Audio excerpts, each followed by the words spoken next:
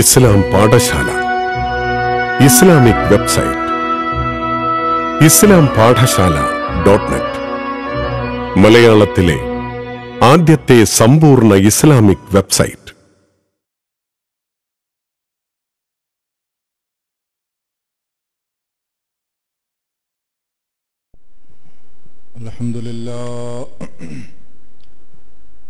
അൽഹംദുലില്ലാഹി റബ്ബിൽ ആലമീൻ നഹ്മദുഹു വനസ്തഈനുഹു വനുഅ്മിനു ബിഹി വനതവക്കലു അലൈഹി വനഊദു ബില്ലാഹി മിൻ ശുറൂരി അൻഫുസിനാ വമിൻ സയ്യിആതി അഅ്മാലിനാ من يهده الله فلا مضل له ومن يضلله فلا هادي له ونشهد أن لا إله إلا الله ونشهد أن محمدا عبده ورسوله أرسله بالهدى ودين الحق ليظهره على الدين كله ولو كره المشركون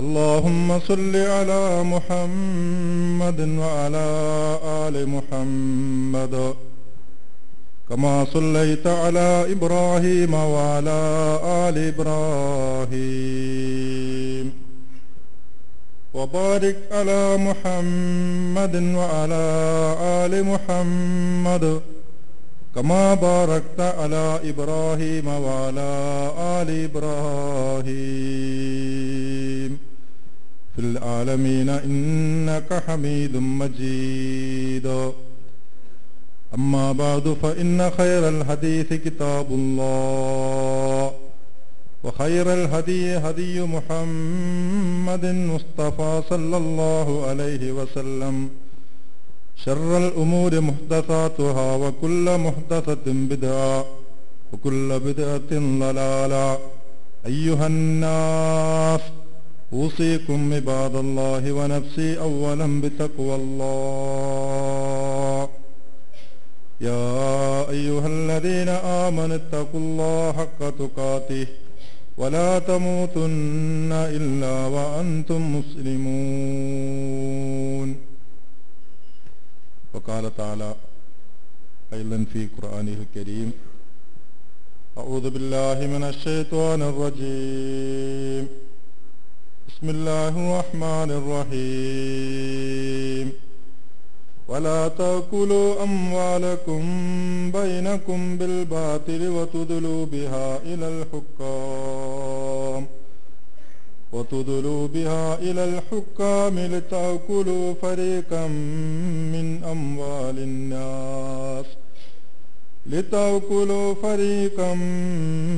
أموال الناس بالإثم وأنتم تعلمون صدق الله العلي العظيم صدق وبلغ رسوله الكريم نحن على ذلك من الشاهدين الشاكرين والحمد لله رب العالمين. സത്യവിശ്വാസികളെ, വിശ്വാസിനികളെ, അല്ലാഹുവിനെ ഭയന്ന് അവൻ്റെ വിധിവിലക്കുകൾക്ക് വിധേയരായി തഖ്വ നിറഞ്ഞ ജീവിതം നയിക്കുവാൻ എന്നോടെന്ന പോലെ നിങ്ങളോടും ആദ്യമായി വസിയ്യത്ത് ചെയ്യുന്നു, തഖ്വ കൊണ്ട് ഉപദേശിക്കുന്നു. അല്ലാഹു സുബ്ഹാനഹു വ തആല അവൻ്റെ മുത്തഖീങ്ങളായ ദാസന്മാരുടെ കൂട്ടത്തിൽ നാം ഏവരെയും ഉൾപ്പെടുത്തി അനുഗ്രഹിക്കുമാറാകട്ടെ.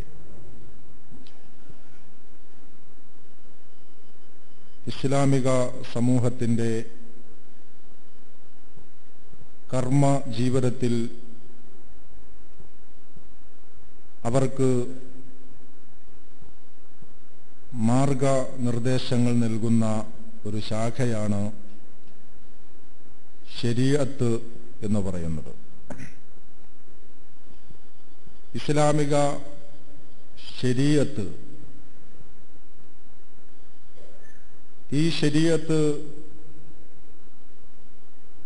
സുപ്രധാനമായ രണ്ട് വശങ്ങളെയാണ് നമ്മുടെ മുമ്പിൽ വിവരിക്കുകയും പഠിപ്പിക്കുകയും ചെയ്യുന്നത്. ഒന്ന് ഇബാദാത്ത്, അള്ളാഹുവിനോടുള്ള ആരാധനാ രീതികൾ. രണ്ടാമത്തത് അൽ മുആമലാത്ത്, അള്ളാഹുവിന്റെ അടിമകളോടുള്ള പെരുമാറ്റ രീതികൾ. അൽ ഇബാദാത്തു വൽ മുആമലാത്തു, ആരാധനകളും പെരുമാറ്റ നടപടികളും.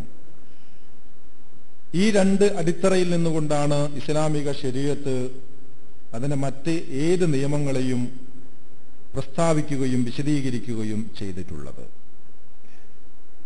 ഇസ്ലാമിക ശരീഅത്തിന്റെ ഒന്നാം ഭാഗമായ അൽ ഇബാദാത്ത്, ഈ ഭാഗം അള്ളാഹുവിന്റെ അവകാശങ്ങളെ സംരക്ഷിക്കുന്ന ഒരു ഭാഗമാണ്. ഇസ്ലാമിക ശരീഅത്തിന്റെ രണ്ടാമത്തെ ഭാഗം അൽ മുആമലാത്ത് എന്നത് അള്ളാഹുവിന്റെ അടിമകളുടെ അവകാശങ്ങളെ സംരക്ഷിക്കുന്ന ഭാഗമാണ്. അപ്പോൾ ഇസ്ലാമിക ശരീഅത്ത് ഈ രണ്ട് കാര്യങ്ങളെയാണ് മനുഷ്യനോട് ആവശ്യപ്പെടുന്നത്. ഒന്ന് ഹക്കുള്ള, അള്ളാഹുവിന്റെ അവകാശം. മറ്റൊന്ന് ഹക്കുൽ ഇബാദ്, അള്ളാഹുവിന്റെ അടിമകളുടെ, മനുഷ്യരുടെ അവകാശം. ഹക്കുള്ള വ ഹക്കുൽ ഇബാദ്, ഈ രണ്ട് അവകാശങ്ങളെയും പൂർത്തീകരിക്കുന്നവർക്ക് മാത്രമേ അല്ലാഹു സുബ്ഹാനഹു വ തആല അവന്റെ സ്വർഗം വാഗ്ദാനം ചെയ്യുന്നുള്ളൂ, ഉറപ്പു നൽകുന്നുള്ളൂ. മനുഷ്യരുടെ അവകാശങ്ങൾ കവർന്നെടുത്തുകൊണ്ട്, മനുഷ്യരുടെ അവകാശങ്ങൾ തട്ടിയെടുത്തുകൊണ്ട് അള്ളാഹുവിന് ഒരുപാട് ഇബാദത്തുകൾ വളരെ കൃത്യമായി പൂർത്തീകരിക്കുന്ന, അനുഷ്ഠിക്കുന്ന കുറെ ആബിദുകൾ ഈ സമുദായത്തിലുണ്ട്. അവർ നമസ്കാരത്തിന്റെ കാര്യത്തിൽ, നോമ്പിന്റെ കാര്യത്തിൽ, സുന്നത്തുകളുടെ കാര്യത്തിലൊക്കെ വളരെ കൃത്യനിഷ്ഠയോടുകൂടി മുന്നോട്ട് പോകും. ആരാധനാ രംഗത്ത് വളരെ കൃത്യമായി അവർ കാര്യങ്ങൾ നിർവഹിച്ചു കഴിഞ്ഞിരിക്കും. പക്ഷേ അതേസമയം ഇസ്ലാമിക ശരീഅത്തിന്റെ അടുത്ത ഘട്ടമായ അല്ലെങ്കിൽ മുആമലാത്ത് എന്ന് പറയുന്ന അള്ളാഹുവിന്റെ അടിമകളുടെ അവകാശങ്ങളുമായി ബന്ധപ്പെട്ട പ്രശ്നങ്ങളിൽ അവർ നേരെ തിരിച്ചായിരിക്കും. മനുഷ്യരുടെ അവകാശങ്ങളെ ഹനിച്ചുകൊണ്ട് അള്ളാഹുവിന് വേണ്ടി ഒരുപാട് ഇബാദാത്തുകൾ എടുക്കുന്ന, ആരാധനകൾ ചെയ്യുന്ന ആബിദുകൾ, അത്തരം ആബിദുകളെ അള്ളാഹുവിന് ആവശ്യമില്ല എന്നാണ് ഇസ്ലാം പഠിപ്പിക്കുന്നത്. ഒരു സന്ദർഭത്തിൽ റസൂലുള്ളാഹി സ്വല്ലല്ലാഹു അലൈഹി വസല്ലമ തന്റെ അനുയായികളോട് ചോദിച്ചു, അത്തദ്റൂന മനിൽ മുഫ്ലിസ്, നിങ്ങൾക്കറിയുമോ ആരാണ് യഥാർത്ഥ പാമരൻ എന്ന്?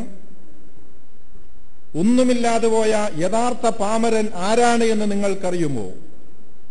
സഹാബത്ത് പറഞ്ഞു, അൽ മുഫ്ലിസു ഫീന മല്ലാ ദിർഹമ വലാ ദീനാറ. അല്ലാഹുവിന്റെ റസൂല്, ഞങ്ങളുടെ വീക്ഷണത്തിൽ ഒരു പാമരൻ എന്ന് പറഞ്ഞാൽ ദീനാറില്ലാത്തവനാണ്, ദിർഹമില്ലാത്തവനാണ്. അൽ മുഫ്ലിസു ഫീന ലാ ദീനാറ ലഹു വലാ മതാ, ജീവിത വിഭവങ്ങളും ദീനാറുകളും പണമില്ലാത്തവനാണ് ഫക്കീർ, ദരിദ്രൻ എന്ന് പറയുന്നത്. റസൂലുള്ളാഹി സ്വല്ലല്ലാഹു അലൈഹി വസല്ലമ നിഷേധഭാവത്തിൽ തലയാട്ടിക്കൊണ്ട് അവരോട് പറഞ്ഞു, അൽ മുഫ്ലിസു മിൻ ഉമ്മത്തി, എന്റെ സമുദായത്തിലെ മുഫ്ലിസ്, എന്റെ സമുദായത്തിലെ പാമരൻ എന്ന് പറഞ്ഞാൽ യഅതി യൗമൽ ഖിയാമ, അവൻ പരലോകത്ത് വരുന്ന ഒരു മനുഷ്യനാണ്.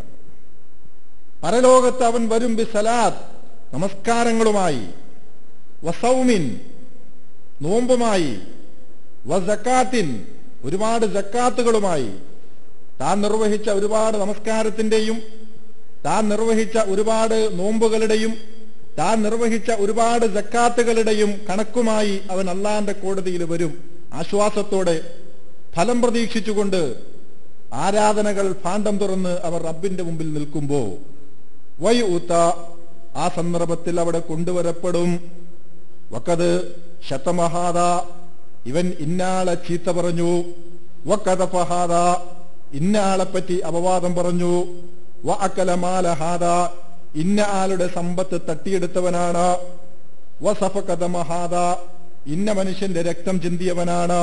വലറബഹാദ, ഇന്നാലിന്ന ആളുകളെ ഇവൻ അടിച്ചിട്ടുള്ളവനും മർദ്ദിച്ചിട്ടുള്ളവനുമാണ് എന്ന് പറഞ്ഞുകൊണ്ട് അവന്റെ വേറെ ചില കണക്കുകൾ കൂടി ഹാജരാക്കും. അത് അവൻ കൊണ്ടുവരുന്നതല്ല, അവനറിയാവുന്ന തന്റെ കണക്കുകൾ മലക്കുകളെല്ലാം വളരെ കൃത്യമായി രേഖപ്പെടുത്തിയിട്ടുണ്ട്. ആ രേഖകളോടൊപ്പം അവൻ യോജിക്കുന്നത് അവൻ ചെയ്യുന്ന കർമ്മങ്ങളാണ്. തനിക്ക് അനുകൂലമായി ഭവിക്കുമെന്ന പ്രതീക്ഷയുള്ള ആ കർമ്മങ്ങളുമായി അങ്ങനെ തന്റെ നമസ്കാരവും തന്റെ നോമ്പും തന്റെ സക്കാത്തുമായി അവൻ അല്ലാഹുവിന്റെ മുമ്പിൽ നിൽക്കുമ്പോ അതോടൊപ്പം അവന്റെ ജീവിതത്തിന്റെ മറ്റു ചില വശങ്ങൾ കൂടി, ഇന്ന ആളവൻ അപവാദം പറഞ്ഞു, ഇന്ന ആള് അവൻ ചീത്ത വിളിച്ചു, ഇന്ന ആളുടെ സ്വത്ത് അവൻ തട്ടിയെടുത്തു, ഇന്ന ആളുടെ രക്തം അവൻ ചിന്തി, ഇന്ന ആളുകളെ കുറിച്ച് അവൻ അപവാദം പറഞ്ഞു എന്നും അവനെപ്പറ്റി ഹാജരാക്കപ്പെടും. ഫയുഉതാ മിൻ ഹസനാതിഹി വയുഉതാ മിൻ ഹസനാതിഹി. അപ്പോൾ അല്ലാഹു സുബ്ഹാനഹു വ തആല ഈ മനുഷ്യന്റെ മുഴുവൻ നന്മകളും ഇവർക്ക് നൽകപ്പെടും. അവന്റെ നന്മകളിൽ നിന്ന് അവൻ ചെയ്തു കൂട്ടിയിട്ടുള്ള സദക്കകളും സക്കാത്തുകളും അടങ്ങുന്ന സകല നന്മകളും, ഈ നന്മകളെ അല്ലാഹു തആല വീതം വെച്ച് ഈ ആളുകൾക്കൊക്കെ അല്ലാഹു തആല ഇങ്ങനെ കൊടുത്തുകൊണ്ടിരിക്കും. അങ്ങനെ വഇൻ ഫുനിയത് ഹസനാതുഹു ഖബല അൻ യുഖ്ലാമ അലൈഹി ഉഖിദ മിൻ ഖതായാഹും ഫതുരിഹത് സുമ്മ തുരിഹ ഫിന്നാർ. അവന്റെ നന്മകളൊക്കെ അവൻ ആരെ അടിച്ചുവോ, അവൻ ആരുടെ സ്വത്ത് തട്ടിയെടുത്തുവോ, അവൻ ആരെ ആക്ഷേപിച്ചുവോ, ആരെപ്പറ്റി അപവാദം പറഞ്ഞുവോ, ഇവന്റെ നന്മകൾ അവർക്ക് അല്ലാഹു തആല എഴുതി കൊടുക്കുമ്പോൾ, അവർക്ക് രേഖപ്പെടുത്തി കൊടുക്കുമ്പോൾ, അങ്ങനെ കൊടുത്ത് എന്നിട്ടും തികയാതെ വരുമ്പോൾ അല്ലാഹു സുബ്ഹാനഹു വ തആല ഈ ആളുകളുടെ കുറ്റങ്ങളിൽ നിന്ന് അവരുടെ തിന്മകളിൽ നിന്ന് ചിലതിന് അല്ലാഹു തആല എടുത്തിട്ട് ഇവന്റെ പേരിലേക്ക് അല്ലാഹു തആല ആക്കി കൊടുക്കും. അങ്ങനെ അവൻ നരകത്തിലേക്ക് എറിയപ്പെടും.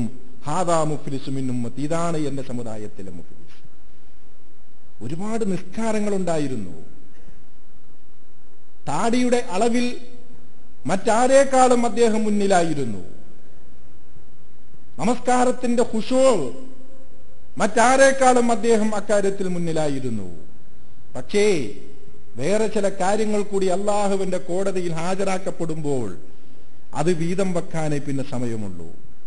അങ്ങനെ വീതം വെച്ച് കഴിഞ്ഞപ്പോൾ താൻ ചെയ്തു കൂട്ടിയ ഒന്നും ഇല്ലാതെ പോയ, ചെയ്തതെല്ലാം നഷ്ടപ്പെട്ടു പോകുന്ന, പരലോകത്ത് കൊണ്ടുവരപ്പെടുന്ന ഒരു ആളുണ്ട് എന്റെ സമുദായത്തിൽ മുഫ്ലിസ് എന്ന് പറയുന്നത് അവനാണ് എന്നാണ് റസൂലുള്ളാഹി സ്വല്ലല്ലാഹു അലൈഹി വസല്ലമ പറയുന്നത്. ഒന്ന് ആലോചിച്ചു നോക്കൂ, മനുഷ്യ അവകാശങ്ങളെ എത്ര കൃത്യമായിട്ടാണ് റസൂലുള്ളാഹി സ്വല്ലല്ലാഹു അലൈഹി വസല്ലം സംരക്ഷിക്കുന്നത്. ലോകത്തൊരു ഭരണാധികാരിക്കും കഴിയാത്ത ഭരണപരമായ സംവിധാനങ്ങളോ ഭരണപരമായ നിയമങ്ങളോ കൊണ്ടോ അല്ല മനുഷ്യരുടെ അവകാശങ്ങളെ പ്രവാചകൻ സംരക്ഷിക്കാൻ നോക്കിയത്. അള്ളാഹുവിനെ മുൻനിർത്തിക്കൊണ്ട്, മനുഷ്യരുടെ വിശ്വാസങ്ങളെ പിടിച്ചുകൊണ്ട്, അവർ മുറുകെ പിടിക്കുന്ന, അവരെ പഠിപ്പിച്ചിട്ടുള്ള പരലോകത്തെ മുൻനിർത്തിക്കൊണ്ടാണ് റസൂലുള്ളാഹി സ്വല്ലല്ലാഹു അലൈഹി വസല്ലം അവകാശങ്ങളുടെ കാര്യത്തെ കുറിച്ച് അവരോട് സംസാരിക്കുന്നത്. ചില സന്ദർഭത്തിൽ ഒരു ഭരണാധികാരി എന്ന നിലയിൽ നബി പോലും പ്രതിസന്ധി നേരിട്ടപ്പോൾ റസൂലുള്ളാഹി സ്വല്ലല്ലാഹു അലൈഹി വസല്ലം പലപ്പോഴും അവലംബിക്കുന്നത് ഈ ഒരു വിശ്വാസത്തെയാണ്, അള്ളാന്റെ മുമ്പിൽ നിങ്ങൾ നിൽക്കണമെന്ന വിശ്വാസത്തെ. വിശുദ്ധ ഖുർആനിൽ ഒരായത്തുണ്ട്, ഞാൻ ആദ്യം ഓതി വെച്ച ആയത്ത്, വലാ തഅകുലു അംവാലക്കും ബൈനക്കും ബിൽ ബാതിലി വതുദ്ലു ബിഹാ ഇലൽ ഹുക്കാം ലിതഅകുലു ഫരീഖം മിൻ അംവാലിൻ നാസ് ബിൽ ഇസ്മി വഅൻതും തഅലമൂൻ. സൂറത്തുൽ ബഖറയിലെ 188-ാമത്തെ ആയത്ത്. അല്ലയോ വിശ്വാസികളെ എന്ന് വിളിച്ചുകൊണ്ട് ഏതാനും കുറെ ആയത്തുകളുടെ മുമ്പ് വിശ്വാസികൾ അഭിസംബോധന ചെയ്തുകൊണ്ട് കൂട്ടത്തിൽ പറയാണ്, വലാ തഅകുലു, നിങ്ങൾ തിന്നരുത്, അംവാലക്കും ബൈനക്കും ബിൽ ബാത്തിൽ, നിങ്ങൾക്കിടയിലെ സ്വത്ത്, നിങ്ങൾക്കിടയിലെ ധനം അവിഹിതമായ രൂപത്തിൽ നിങ്ങൾ തിന്നരുത്. അവകാശമില്ലാതെ അന്യായമായ ബാത്തിലായ മാർഗത്തിൽ നിങ്ങൾക്ക് അവകാശപ്പെടാത്തത് നിങ്ങൾ തിന്നരുത്. വതുദ്ലു ബിഹാ ഇലൽ ഹുക്കാമി ലിതഅകുലു ഫരീഖം മിൻ അംവാലിൻ നാസ്, ജനങ്ങളുടെ സ്വത്ത് തട്ടിയെടുക്കാൻ വേണ്ടി കേസുകൾ നിങ്ങൾ ഭരണാധികാരികളിലേക്ക് ഇട്ടുകൊടുക്കുകയും ചെയ്യരുത്. വഅൻതും തഅലമൂൻ, നിങ്ങൾ അറിഞ്ഞുകൊണ്ട്. വലാ തുദ്ലു ബിഹാ ഇലൽ ഹുക്കാം, ഭരണാധികാരികളിലേക്ക് നിങ്ങൾ കേസുകൾ ഇടരുത്. ലിതഅകുലു ഫരീഖം മിൻ അംവാലിൻ നാസ്, ജനങ്ങളുടെ സമ്പത്ത് അല്പം തട്ടിയെടുക്കാൻ വേണ്ടി. വഅൻതും തഅലമൂൻ, നിങ്ങൾ അറിഞ്ഞുകൊണ്ട്. കേസുകൾ ഭരണാധികാരികളെ അടുത്ത് ചെല്ലരുത് എന്നല്ല. കേസ് കൊടുക്കേണ്ടതും പരാതി പറയേണ്ടതും ഭരണകൂടത്തോട് തന്നെയാണ്. പക്ഷേ വിശ്വാസിയോട് അല്ലാഹു തആല പറഞ്ഞു, അന്യന്റെ മുതൽ തട്ടിയെടുക്കുക എന്ന നെയ്യത്തോടുകൂടി ഭരണാധികാരികളെ നിങ്ങൾ സമീപിക്കരുത്. എന്താ അങ്ങനെ പറയാൻ കാരണം? പല സന്ദർഭങ്ങളിലും തനിക്ക് അവകാശപ്പെടാത്തത് കോടതിയിലൂടെ നേടിയെടുക്കാൻ കഴിയും. ഭരണകൂടങ്ങളെ സ്വാധീനിച്ചുകൊണ്ട്, ഭരണാധികാരികളുമായി ബന്ധപ്പെട്ടുകൊണ്ട്, കോടതിയിൽ നല്ലൊരു പ്രഗത്ഭനായ വക്കീലിനെ വെച്ചുകൊണ്ട് തങ്ങൾക്ക് അർഹതപ്പെടാത്ത മുതല് തട്ടിയെടുക്കാനും തങ്ങളുടെ പേരിലേക്ക് ആക്കിയെടുക്കാനും കഴിയും. അതുകൊണ്ടാണ് അല്ലാഹു തആല പറയുന്നത്, കോടതി വിധിച്ചു എന്നതുകൊണ്ട് നിങ്ങൾക്കത് അർഹതപ്പെടുന്നില്ല. അള്ളാഹുവിന്റെ വീക്ഷണത്തിൽ നിങ്ങൾക്കതിന് ഹക്കുണ്ടോ എങ്കിൽ നിങ്ങൾ അതിന് അർഹരാണ്. നിങ്ങൾക്ക് അവകാശമില്ലാത്തൊരു കാര്യത്തിൽ നിങ്ങൾക്ക് അടിസ്ഥാനപരമായി അർഹതയില്ല. പക്ഷേ അങ്ങനെയുള്ള ഒരു സംഗതിയെ തട്ടിയെടുക്കാൻ വേണ്ടി നിങ്ങൾ ഭരണാധികാരികളെ സമീപിക്കരുത് എന്നാണ് വിശുദ്ധ ഖുർആൻ പറയുന്നത്. ലോകത്ത് അന്നും നടന്നിട്ടുള്ള ഇന്നും നടന്നുകൊണ്ടിരിക്കുന്ന നഗ്നമായൊരു യാഥാർത്ഥ്യമാണ്. വിശിഷ്യ നമ്മുടേതുപോലെയുള്ള ഒരു കോടതികളിൽ ഏറ്റവും സമർത്ഥനായ വക്കീലിനെ വച്ചുകൊണ്ട് അന്യന്റെ മുതൽ തട്ടിയെടുക്കാൻ കഴിയും. കാരണം വക്കീലിന്റെ സാമർഥ്യം. വാദികളിൽ ആർക്കാണോ കൂടുതൽ വാക്ചാതുരിയുള്ളത് അവനായിരിക്കും സ്വാഭാവികമായി ഭരണാധികാരിയുടെ വിധി അനുകൂലമായി സംഭവിക്കുക. അവിടെയാണ് ഖുർആൻ പറയുന്നത്, അതുകൊണ്ട് നിങ്ങൾക്കത് ലഭിച്ചു എന്ന് നിങ്ങൾ നിങ്ങൾക്കത് ദുനിയാവിൽ കിട്ടി. പക്ഷെ കോടതി തന്നു അല്ലെങ്കിൽ ഭരണാധികാരി തന്നു എന്നതുകൊണ്ട് നിങ്ങൾ അതിന് അവകാശികളാകുന്നില്ല. റസൂലുള്ളാഹി സ്വല്ലല്ലാഹു അലൈഹി വസല്ലമ പല സന്ദർഭങ്ങളിലും വിധി പറയുമ്പോൾ ഒരു കാര്യം പ്രത്യേകം ആളുകളോട് റസൂൽ പറയുമായിരുന്നു. ഒരു സന്ദർഭത്തിൽ ഒരു വാദപ്രതിവാദത്തെ റസൂല് ഏർപ്പെട്ടിരിക്കുകയാണ്. റസൂല് അതിൽ ഇടപെട്ടിരിക്കുകയാണ്. ഒരു തർക്കത്തിൽ, ഒരു സ്വത്ത് തർക്കത്തിൽ റസൂല് രണ്ടു കൂട്ടരുടെയും വാദങ്ങളെ കേട്ടുകൊണ്ടിരിക്കുകയാണ്. രണ്ടു കൂട്ടരും തങ്ങളുടെ വാദങ്ങൾ ശക്തമായി നിരത്തിക്കൊണ്ടിരിക്കുന്നു. കേട്ടാൽ രണ്ടുപേരും അവകാശികളാണ് എന്ന് തോന്നും. അവസാനം രണ്ടുപേരും തങ്ങളുടേതായ ആ നിലപാടിൽ ഉറച്ചു നിന്നൊരു ഘട്ടത്തിൽ റസൂലുള്ളാഹി സ്വല്ലല്ലാഹു അലൈഹി വസല്ലമ പറഞ്ഞു, ഇന്നമാ അന ബശറുൻ. ഇമാം ബുഖാരി റഹ്മത്തുള്ളാഹി അലൈഹി റിപ്പോർട്ട് ചെയ്തൊരു ഹദീസാണ്, ബുഖാരിയിലുണ്ടത്. ഇന്നമാ അന ബശറുൻ, തീർച്ചയായും ഞാനൊരു മനുഷ്യൻ മാത്രമാണ്, ഞാനൊരു മനുഷ്യനാണ്. ഫഇന്നഹു യഅതീനി അൽ ഖസമു, വാദികളായി നിങ്ങൾ എന്റെ അടുക്കലേക്ക് വരുന്നു. ഫല അല്ല ബഅലുകും മയകൂന അബ്ലഗ മിൻ ബഅലിൻ, നിങ്ങളുടെ കൂട്ടത്തിൽ ചിലർ ചിലരേക്കാളും കൂടുതൽ സാമർഥ്യമുള്ളവരാകാം. ഈ വാദിക്കുന്ന രണ്ടുപേരിൽ ഒരാൾ മറ്റൊരാളെക്കാളും നന്നായി സംസാര വൈഭവമുള്ളവനാകാം. അങ്ങനെ അവൻ സംസാരിക്കുമ്പോൾ ഫഅഹ്സിബു അന്നഹു സദഖ, അവന്റെ വർത്തമാനം കേൾക്കുമ്പോ ഞാൻ വിചാരിക്കും അവൻ പറഞ്ഞതാണ് സത്യം, അവന്റെ വാദമാണ് ശരിയെന്ന് ഞാൻ പോലും കരുതിപ്പോകും. ഫഅഖ്ലി ലഹു ബിദാലിക, അങ്ങനെ എന്റെ ഇതിന്റെ അടിസ്ഥാനത്തിൽ ഞാൻ ആ സ്വത്ത് അവന് അനുകൂലമായി വിധിക്കും. എന്നിട്ട് റസൂൽ പറയാണ്, ഫമൻ ഖുലിയത ലഹു ബിഹഖി മുസ്ലിമിൻ ഫഇന്നമാ ഹിയ ഖിത്അത്തുൻ മിനൻ നാർ ഫൽയഹുദുഹാ ഔ ലിയത്റുഖഹാ. ആരെക്കെങ്കിലും ഞാൻ അങ്ങനെ വിധിച്ചു തരുന്നത് ഒരു മുസ്ലിമിന്റെ അവകാശത്തെയാണ്, ഒരു മുസ്ലിമിന്റെ അവകാശത്തെയാണ് ഞാൻ അങ്ങനെ നിനക്ക് ആർക്കെങ്കിലും വിധിച്ചു തരുന്നതെങ്കിൽ നരകത്തിന്റെ ഒരു കഷ്ടമാണ് ഞാൻ അവർക്ക് അതിലൂടെ വിധിച്ചു കൊടുക്കുന്നത്.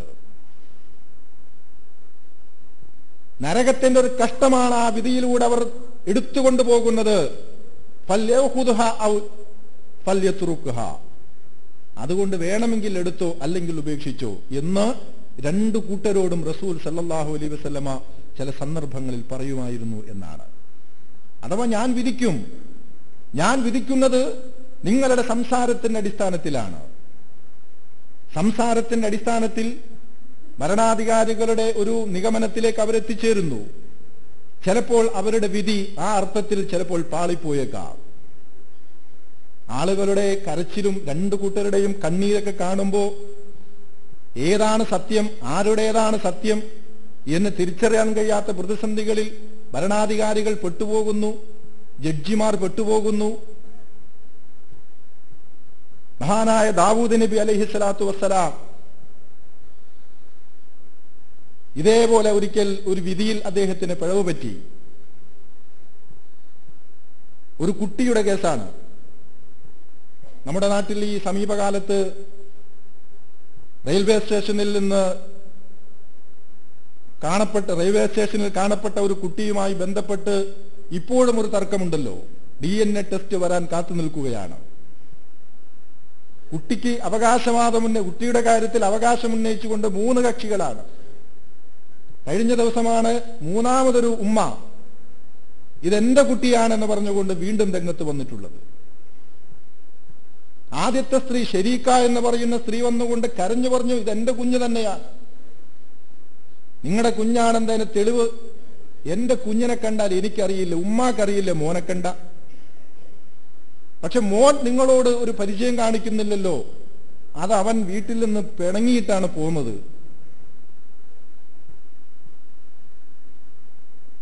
എന്തു ചെയ്യും? വീണ്ടും ഒരു ഉമ്മ വന്നിരിക്കുന്നു. ദാവൂദ് നബി അലൈഹിസ്സലാമിയുടെ മുമ്പിലും ഇതേപോലെ സമാനമായ ഒരു കുട്ടിയുടെ വിഷയത്തിൽ 2 ഉമ്മമാർ അവകാശവാദവുമായിട്ട് വന്നു. രണ്ടുപേരുടെയും വാദം ഇങ്ങനെ തുടരുകയാണ്. അങ്ങനെ വാദം കേട്ടുകഴിഞ്ഞപ്പോൾ ദാവൂദ് നബി അലൈഹിസ്സലാത്തു വസ്സലാം, ആ കൂട്ടത്തിൽ അല്പം പ്രായം കൂടുതലുള്ള സ്ത്രീയുണ്ട്, അവർക്ക് അനുകൂലമായ വിധിയാണ് ദാവൂദ് നബി അലൈഹിസ്സലാം നടത്തിയത്. കുട്ടി അവരുടേതാണ് എന്ന് അദ്ദേഹം വിധിച്ചു. പക്ഷെ ആ വിധി സ്വീകരിക്കാൻ മറുപക്ഷി അപ്പോഴും തയ്യാറായിട്ടില്ല. വീണ്ടും തർക്കം. അങ്ങനെയാണ് ആ തർക്കം ദാവൂദ് നബി അലൈഹി സ്വലാമിയുടെ മകൻ സുലൈമാൻ നബി അലൈഹി സ്വലാത്തു വസ്സലാം, ആ തർക്കം സുലൈമാൻ നബിയുടെ അടുത്തേക്ക് വരികയാണ്.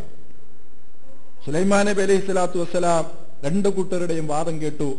എന്നിട്ട് അവസാനം അദ്ദേഹം പറഞ്ഞു, യൂത്തൂനി ബി സിക്കീൻ. ഈ സംഭവവും ഇമാം ബുഖാരി റിപ്പോർട്ട് ചെയ്തിട്ടുണ്ട്.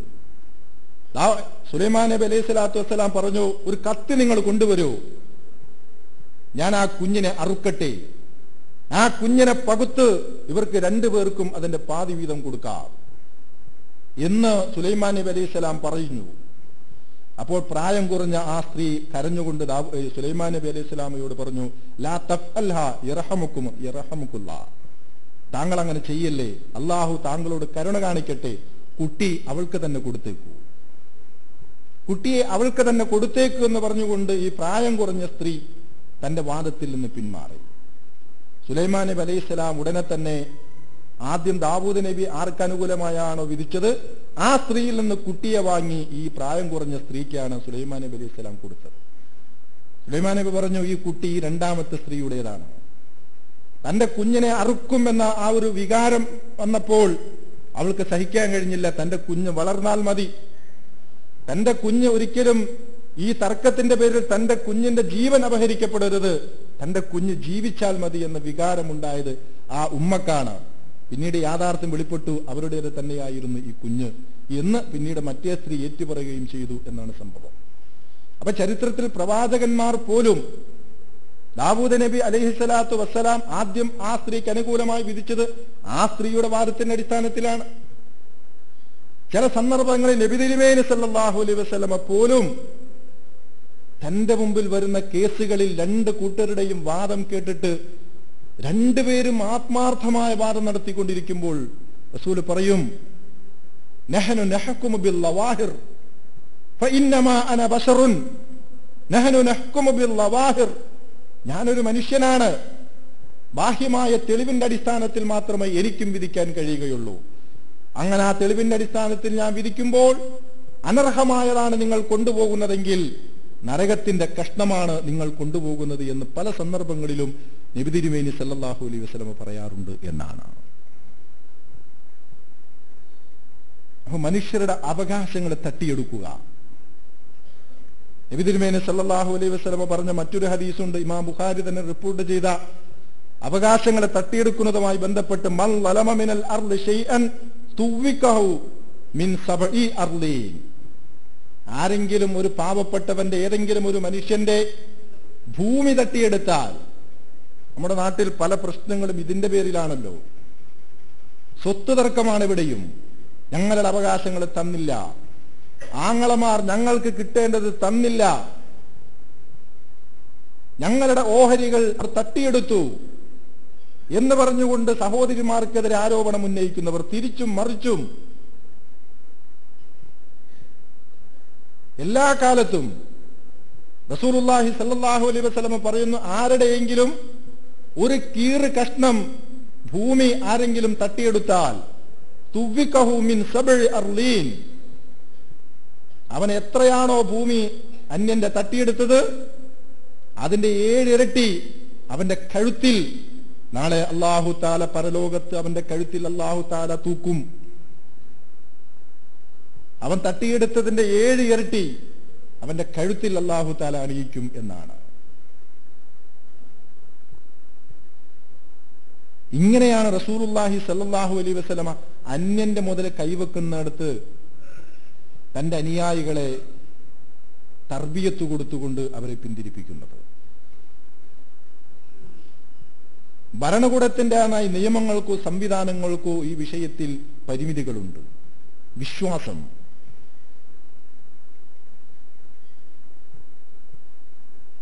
എന്തെങ്കിലും ഒന്ന് അന്യന്റേത് തട്ടിയെടുത്തുകൊണ്ടാണ് ഞാൻ അല്ലാഹുവിലേക്ക് പോകുന്നതെങ്കിൽ എന്റെ പരലോകം നഷ്ടപ്പെടാൻ അത് മതി എന്ന ഒറ്റ വികാരം അതായിരിക്കണം നമ്മെ നയിക്കേണ്ടത്. എന്ത് തട്ടിയെടുത്താലും അതെല്ലാം ഈ ദുനിയാവിൽ വിട്ടേച്ചു കൊണ്ടുപോകണം. അതുകൊണ്ടാണ് ഇസ്ലാമിക ശരീഅത്ത് മുന്നോട്ട് വെക്കുന്ന ഈ 2 അടിസ്ഥാന തത്വങ്ങൾ, ഒന്ന് ഹക്കുള്ള, മറ്റൊന്ന് ഹക്കുൽ ഇബാദ്. അള്ളാഹുവിന്റെ അവകാശം, അള്ളാഹുവിന്റെ അടിമകളുടെ അവകാശം. ആരാധനകളുടെ ഒരു വലിയ കുന്ന് ചെയ്തു കൂട്ടിയിട്ട് പരലോകത്ത് രക്ഷപ്പെടാമെന്ന് നമ്മൾ വിചാരിക്കരുത്.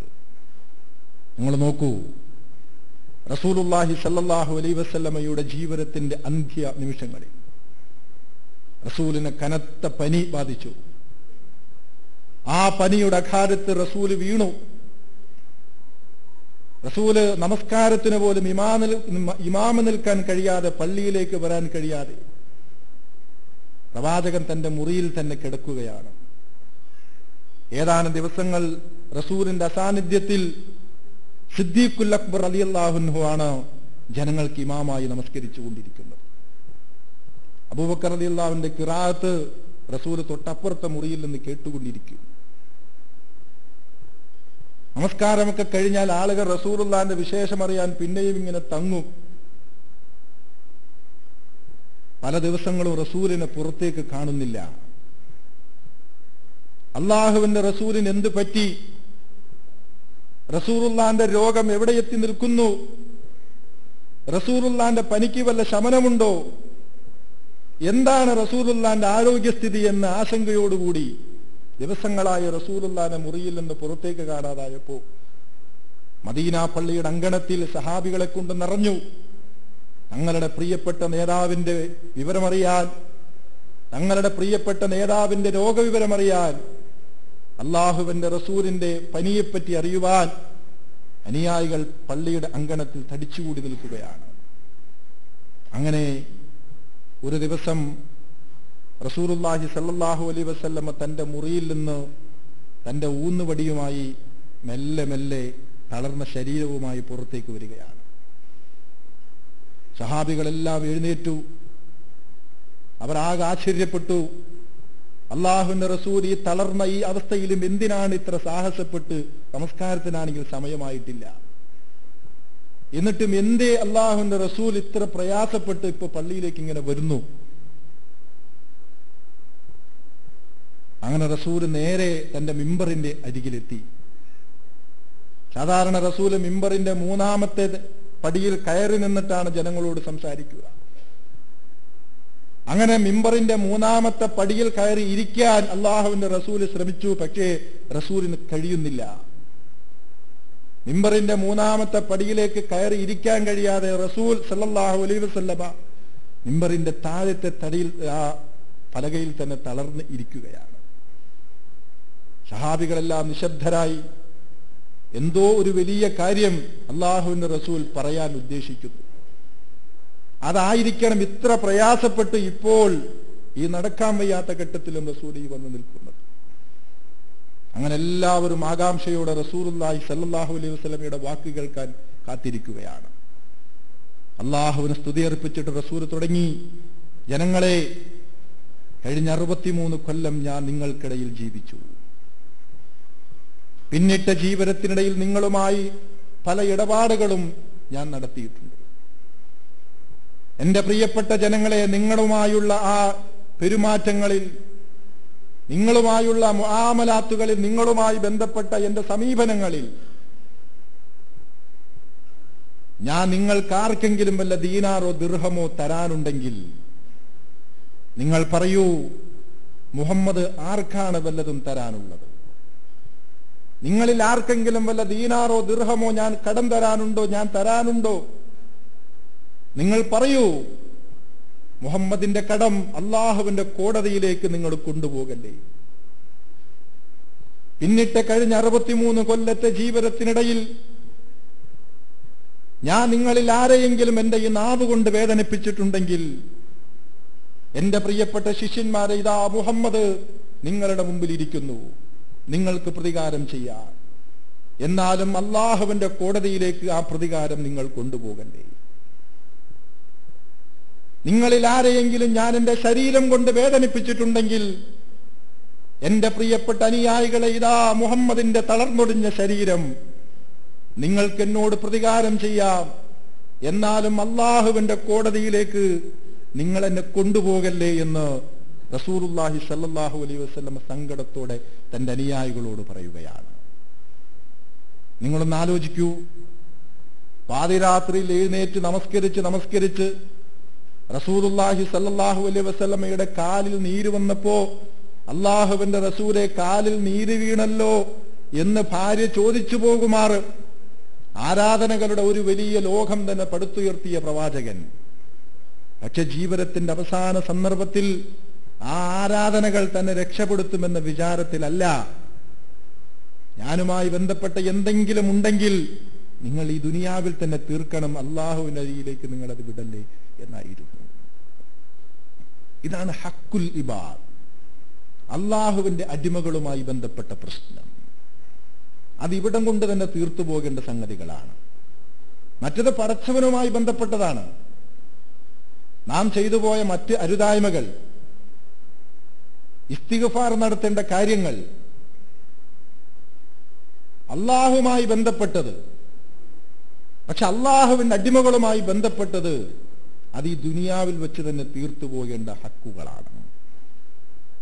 അതുകൊണ്ട് ഞാൻ ആവർത്തിക്കുകയാണ്, ഇസ്ലാമിക ശരീഅത്തിന്റെ ഈ 2 അടിസ്ഥാന തത്വങ്ങൾ, അൽ ഇബാദാത്ത് വൽ മുആമലാത്ത്, ഇത് രണ്ടും സന്തുലിതമായി മുറുകെ പിടിക്കുന്ന യഥാർത്ഥ മുത്തഖീങ്ങളായി ജീവിക്കുവാൻ നമുക്ക് കഴിയണം. അല്ലാഹു സുബ്ഹാനഹു വ തആല അത്തരം ജീവിത വിശുദ്ധിയുള്ള മുത്തഖീങ്ങളായ ദാസന്മാരുടെ കൂട്ടത്തിൽ നാം ഏവരെയും ഉൾപ്പെടുത്തി അനുഗ്രഹിക്കുമാറാകട്ടെ.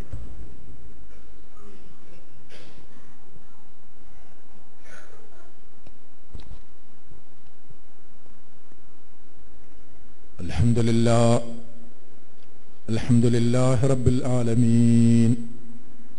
നഹ്മദുഹു വനസ്തഈനുഹു വനുഅ്മിനു ബിഹി വനതവക്കലു അലൈഹി വനഊദു ബില്ലാഹി മിൻ ശുറൂരി അൻഫുസിനാ വമിൻ സയ്യിആതി അഅ്മാലിനാ. മൻ യഹ്ദിഹില്ലാഹു ഫലാ മുദില്ല ലഹു വമൻ യുദ്ലിൽഹു ഫലാ ഹാദിയ ലഹു.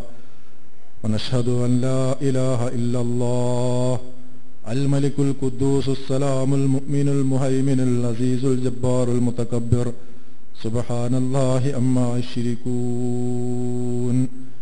اللهم صل على محمد وعلى آل محمد وبارك على محمد وعلى آل محمد كما صليت وباركت على إبراهيم وعلى آل إبراهيم في العالمين إنك حميد مجيد. أيها الناس أوصيكم عباد الله ثانيا بتقوى الله.